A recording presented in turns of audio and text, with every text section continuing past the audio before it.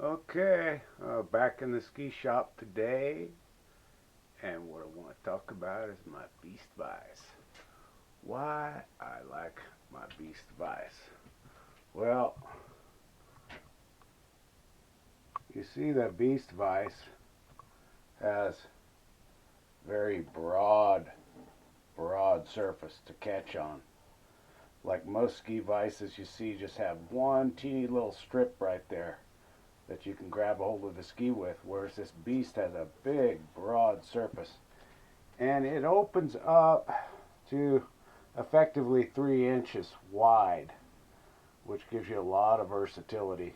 I mean, not that some of the other vices don't open up to 3 inches wide, but anyway, so I'm going to show you some different ways that I use the Beast Vice with different bindings, which might be a little bit different than the way some people try to use the vice. So traditionally, a lot of times, you see people with other vices try to grip the ski on the sidewall of the ski itself. The thing is the skis are awful skinny, and if you try to clamp onto the sidewall of the ski, you often don't have enough room to work the side edge well, or the side edge, or the base edge when your ski's in the vise down in here, and you're trying to clamp it to here is real difficult. So, and again, then that doesn't give you much room when you've got your base beveler tools over the side because you're so doggone close to your vise. But the way I like to do it is I set my vise piece further back toward the tail. Okay, you see it's not in the center, and I'll show you what I do. Stand by. Okay, there you go. So with the Rossi look type bindings, I like to clamp down right here, and you don't tighten too tight on this piece. Just tight enough so the ski doesn't slide back and forth. Okay, so this way you can work on your base real well, and you can get a good grip on the ski. The reason I don't like to grip them here is a lot of times there's a piece here that moves, and it actually sticks out a little bit here, and you could damage that piece right there if you try to clamp onto this. You can also clamp on this type of binding onto the nose piece, but some are too wide for the vise there. So let's say you're working on the base edge and you like it away from you. Well, when I work on my other base edge, I just leave it this way. But if you want to turn it, if you have this type of binding, we'll turn the ski around. Okay, now with the offset centerpiece, if you wanted to work on the other base edge, you see I've flipped the ski around, and now we've got the toe piece in there. And, you know, again, don't clamp down too tight, just tight enough to hold the ski. So anyway, like that, you see now the distance between the vise and the edge of the ski is about a little over an inch, inch and a half. So you got a lot of room here to work on your edges without running into your vise piece. Okay, this was the ski I just clamped in. Now, come back, show you now. Your vise is wide enough to where you could grab it right here, where these little pins are. But don't do that because you can damage this right here by squeezing it too tight. Okay, so you don't want to do that. It can also open wide enough to grab it right here by these aluminum pieces or steel pieces that come up here. But you don't want to do that either because you can distort or bend those on this type of binding. So anyway, we look at it this way. On this binding,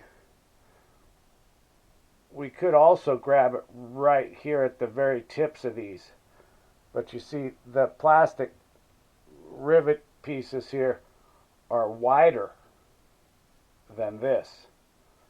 So anyway, I like to grab them right here by this puppy. Works good. Okay, with your typical Salomon binding,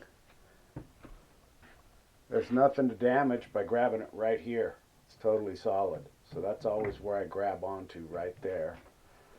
If you wanted to flip your ski over to work on your base edge, the problem with this binding is this is too wide here to fit into the beast vise.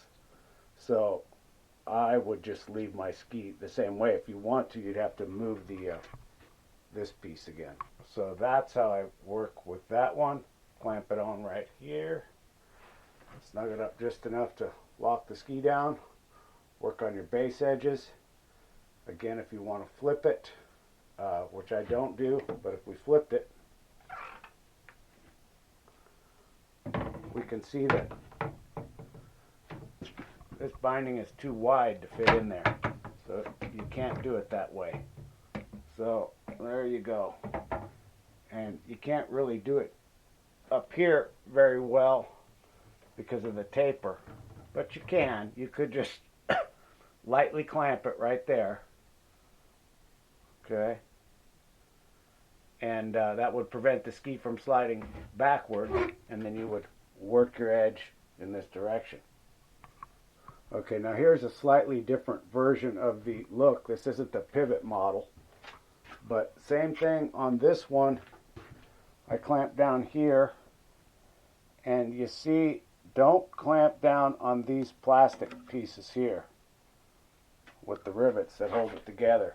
You can damage this here if you try to squeeze it here, so don't do that.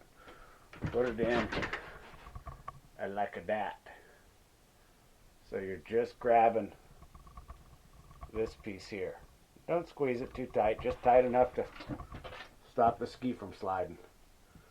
Again, don't like to squeeze here because you can damage this stuff when you try to squeeze it here. And again, on this type of look binding, the toe piece is narrow, so it can be flipped over and the toe piece can go into here like I showed you earlier. Okay, so the vise is set up offset toward the heel piece like I've been saying, instead of being centered. And anyway, so now you might be wondering how I'm doing my side edge, because a lot of people will like to have the vise in the middle of the ski and clamp down somewhere, you know, in the middle range of the ski there. But again, you could do that, you just can't crank it down too tight. But when you're using this offset vise, there's a different way that you do it, because you see, if you try to put the middle here now, well, your tail's hanging 19 million miles off, and this end, well, doesn't quite, well, it does make it. But anyway, that's not the way you want to do that. Stand by. So I got the ski up on the one side edge, and you can see it goes real well now. And the vise is going to drop down, usually just behind the binding here. Okay, you're going to get a little grip on it here, and it's going to hold it real well. Okay, so there you go. So now when we turn the ski over, okay, so we've turned the ski over in the offset vise, and now you see we're coming just in front of the binding. Okay, so there you go. So the offset centerpiece works pretty much like this when you're working your side edges on everything you got. Okay, now let's say you got a super fat ski. Okay, super fat ski. Well, on the super fat ski, you can go ahead and center it up a little bit better in the vise, because you got enough space right here, right underneath the binding, to grab it right there. So there you go. Okay, offset vise, center, and as you can see, we turn the ski over, and well, same thing pretty much. There you go. Ski is centered up in the vise, but the centerpiece is not in the center. Okay, so again, on the work, doing your base work, there you go. Clamp down on your heel piece. This type of heel piece is safe to clamp down on right there. So anyway, there you go. Might all seem pretty obvious, but I have not seen too many people work with their vise offset like this so that they can get a good hold on a strong piece of the ski and not being trying to clamp down on this little teeny edge, which is often tapered and angled and doesn't give you good grip, or trying to clamp down on your anti-friction device on the toe, which doesn't work too well and can cause damage. So there you go. Have a good one.